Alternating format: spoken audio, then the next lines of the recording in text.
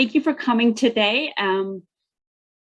I was just telling Leslie, I've been thinking about doing something like this for a while because I keep hearing the same sort of problems. So I'm here to share with you today the 3 biggest myths about social media and how to fix them. I should put that in the title. But I'd like to start with a question. How would you like an extra week's vacation? A week of time every year that you don't feel like you have to be working on your business. And I ask that because it turns out that's about the amount of time that business owners spend on average on their social media marketing every year. It breaks down to about 3 hours a week. However, a lot of people told me in a survey that they spend an awful lot more time than that on their social media marketing. 24% said they spend up to 6 hours a week, and 20% said more than that. So that's more than 2 weeks a year. And time is just one of the challenges that's most often cited by business owners. How much time you spend has a lot to do with how many social media platforms you're on, of course. And more than half of business owners told me that they're on 3 or more platforms.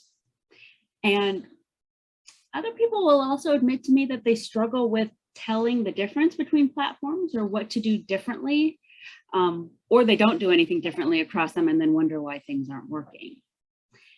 And all of it leads to a lot of frustration. And it begs the question, it's a really important question in business of why are you doing this? Now, a lot of people find a lot of business on social. It's not really a question for them, but a lot of people do feel like they needed to, they were told to in some cases, but deep down they're wondering or not really sure if it's effective. And part of that has to do with what you're doing on social. It's not just checking a box, right? So maybe you're posting only when something comes to you or when you have something to sell or promote. Or on the other end of the spectrum, maybe you're posting a lot. About 60% of people said they post multiple times a week, sometimes more than 5 times a week. And there's so much that goes into that, right? It's not just about finding a photo. Sometimes it's taking a photo or video or creating the graphics and writing the caption and maybe having to do some research in order to write that caption. And then if you're on multiple platforms, posting it on those multiple platforms. People comment, responding to comments. It's a lot of different pieces. So again, it begs the question, is social media marketing helping you bring in revenue? Now, like I said a minute ago, a good chunk of business owners are confident that it is. About 28% said they think it's helpful, but are not really sure. And the rest don't really think it's helping their business or admitted they just don't know. Well, how do you know? Best way to do that is looking at metrics. And again, it's one more thing to do and it can start to sound like a lot. And I feel like that makes a lot of people avoid social media for their business or just abandon it as a means to reach so many people that you can help, that you can serve, so that you can have a bigger impact in the world. Because I know that most business owners started their business because they want to contribute to the world in their own special way, while also enjoying their lives. They want time to spend with their family and friends and do the things they love, their hobbies and passions. I bet you did too. You got into your business because you wanted to do something else that you care about, not online marketing. But I'm here to tell you, it doesn't have to be overwhelming if you have a solid strategy customized for your business and who you want to attract. And over the time, about 6 years that I've been working in social media marketing, I've heard so many misconceptions from business owners and even from the media and other gurus and influencers. And I honestly don't know why. I don't know why they're trying to scare you, or I feel like they're trying to scare you.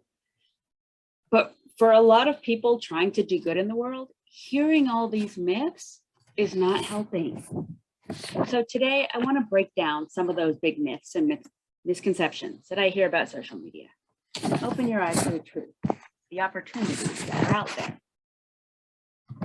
So the 3 biggest myths that I've come across are that you need to be on every platform, that you need to become an expert in every new tool as soon as it comes out, and that you need 10,000 followers to make money.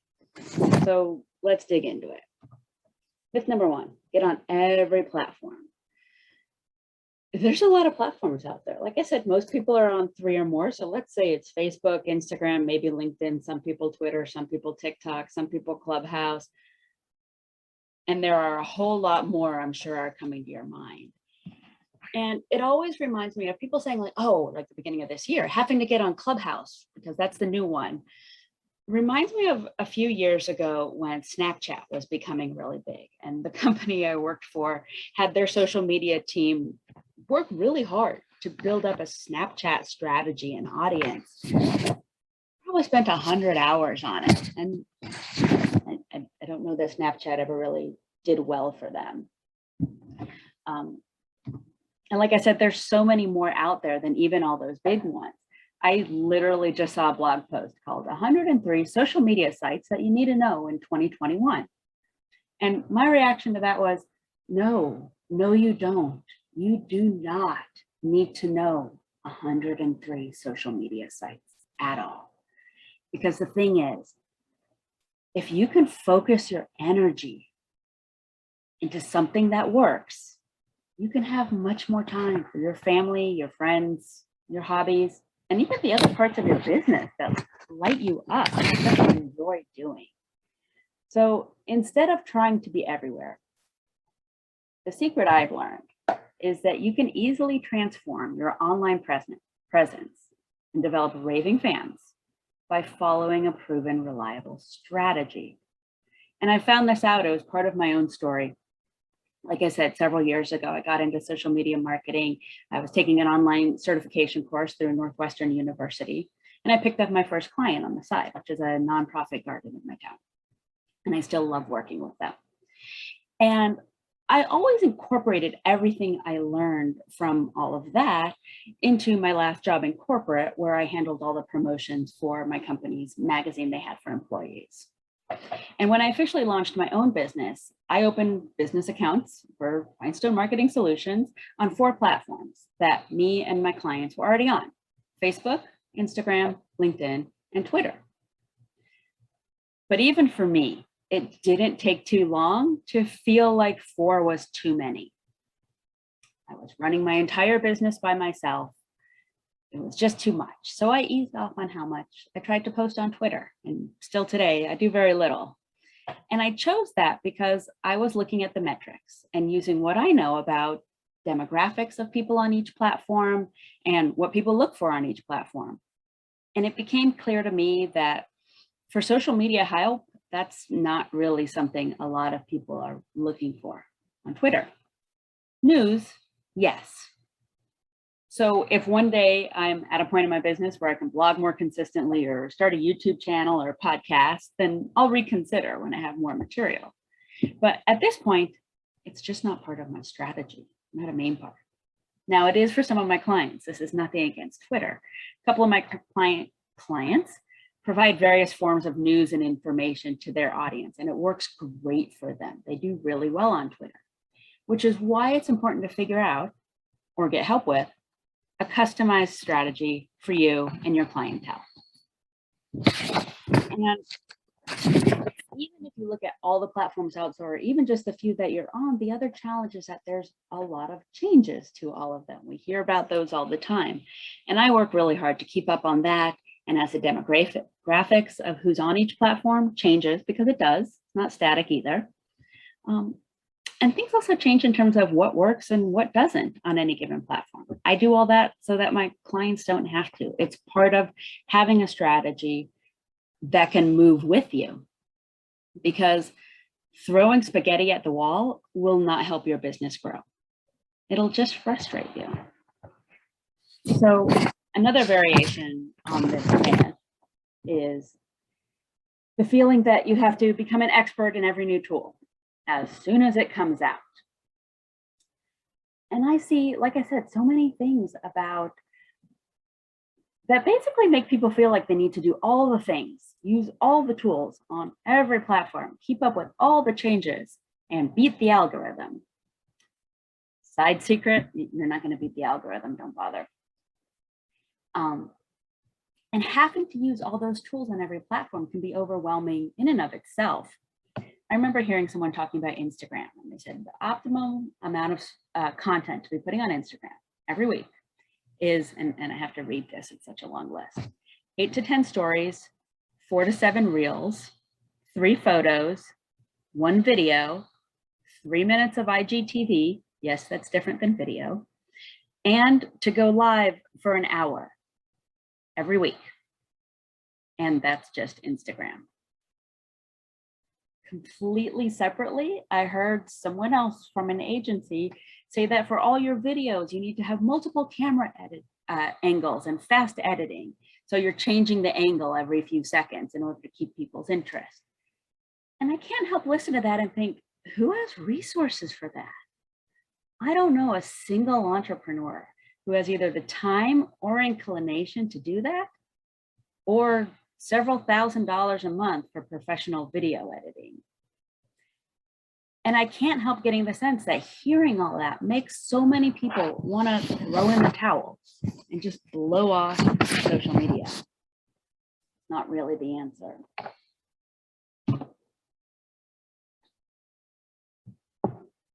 And then I came across this article, this survey, showing social media marketing is more exhausting than scaling Everest. Well, it definitely doesn't have to be that.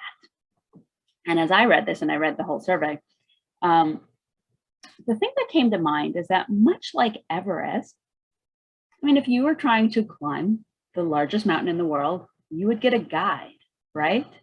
You would never even consider going without a guide, someone who's done this before several times with several types of people, someone who's faced a lot of different challenges and already figured it out, how to overcome them. So in that way, maybe social media is like climbing at Everest. You need a roadmap, you need a guide. And with that, it's not that exhausting or mysterious. You just need a formula that works. And that's what a guide is. Which leads me to the secret I've figured out. There are just 5 elements to a perfect social media post. A repeatable formula you can use every time. Because I have figured out that with these 5 things, you can get people to click with you, to stop the scroll as they're going through their feeds, and get them to take the next step to wanting to work with you. Now, I can't go into detail about all this because it's part of a workshop I'm actually working on creating. But the gist is, it's about what subjects make effective content, how you write captions, what types of imagery work best and how to get it, and then what else to include in every post and how to get in front of more people.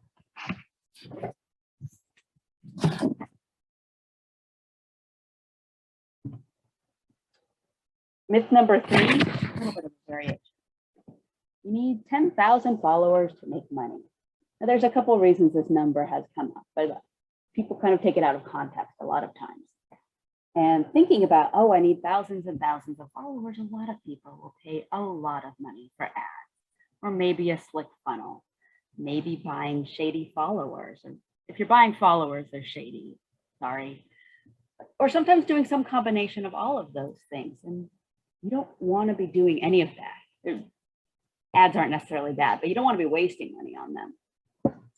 I remember hearing being part of a conversation with other social media managers, and some of them said they have clients who ask for 1,000 new followers every month. And the number was just completely out of context to what they do or what the business does. It's out of context to the market.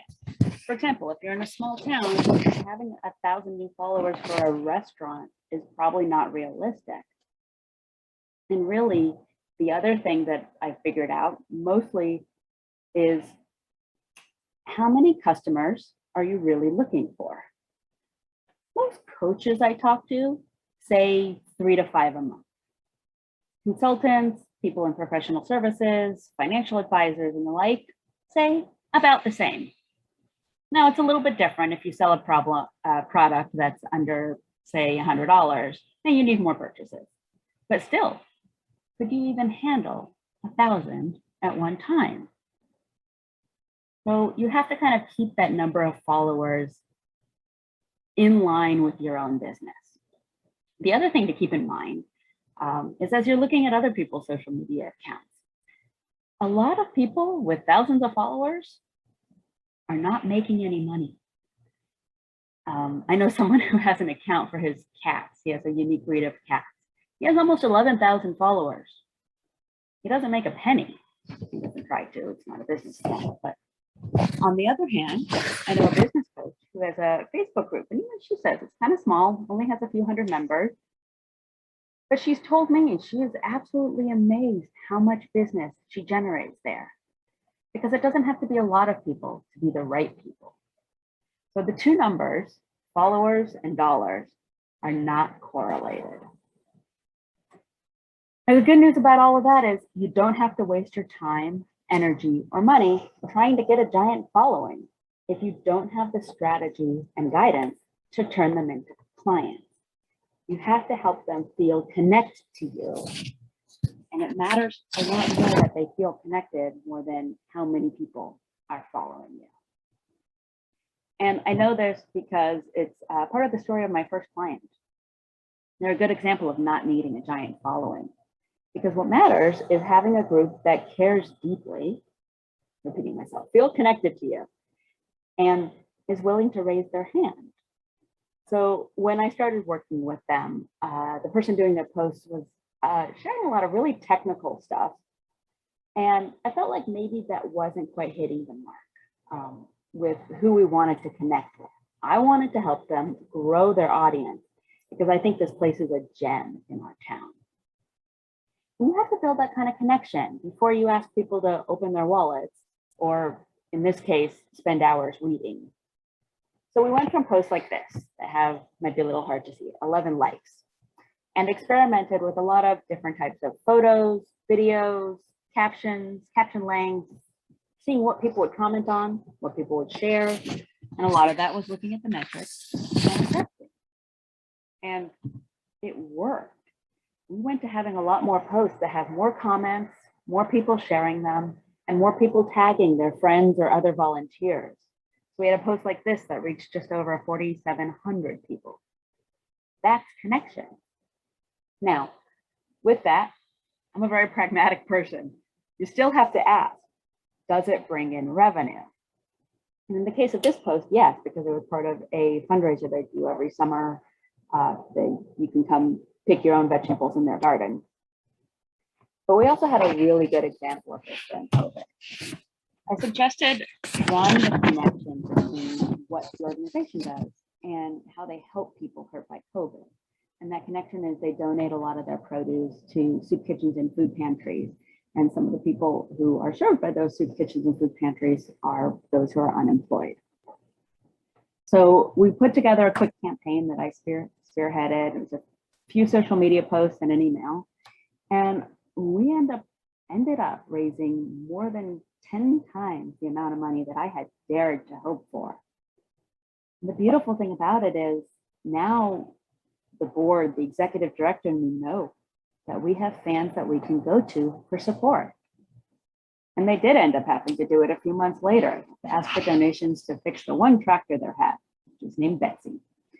And it was successful again. They repeated it. They raised $1,000, thousands of dollars in a few days. It's all about building that connection with the right people, not a giant number of people.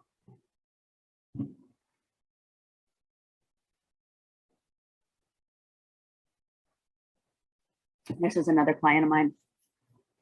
And when we first started working together and I started implementing the strategy for her, she would admit that before that, she was pretty random. But once we started working on a clear strategy, she got a client through Facebook in the first month.